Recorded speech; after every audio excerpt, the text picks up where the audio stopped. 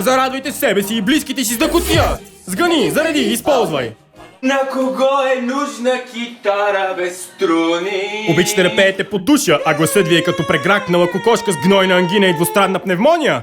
С дъкотия ще пеете като току-що излезли от сборно издание на Павароти! А косачи раздират без пощада душата ми млада.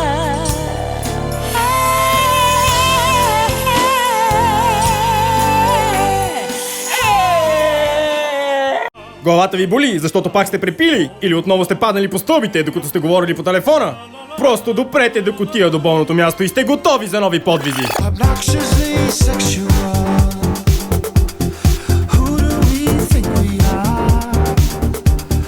Имате схванат гръб и не може да си намерите място. Дъкотия масажът ще ви докара до безкраен екстаз, пред който тайландският хепи енд изглежда като топла бира. Пак се скарахте с жена си и това е на път да сипе целия ви ден? Оставете дъкотия да продължи спора по телефона, а вие се отпуснете, за да получите приятен масаж.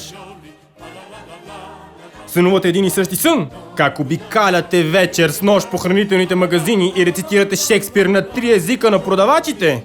Успокойте се, дъкотия е до вас. Просто я прегърнете.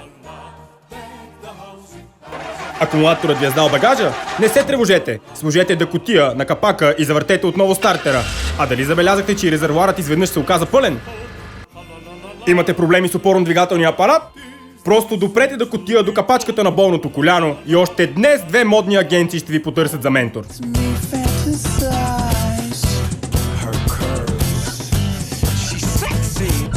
Искате винаги да побеждавате в различни игри? Супер! Това е най-лесният начин да ядосате и да дразните другите. Кон на G6 – пълна простотия. С дъкотия имате шах и мат от всяка една позиция.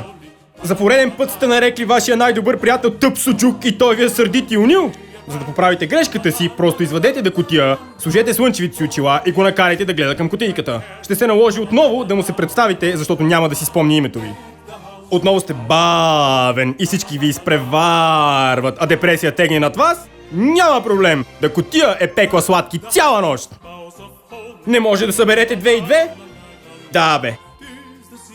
Както и да е, дъкотия знае 2200. Напишете числата на един лист и минете с дъкотия върху тях. Сборът ще си изпише мигновенно.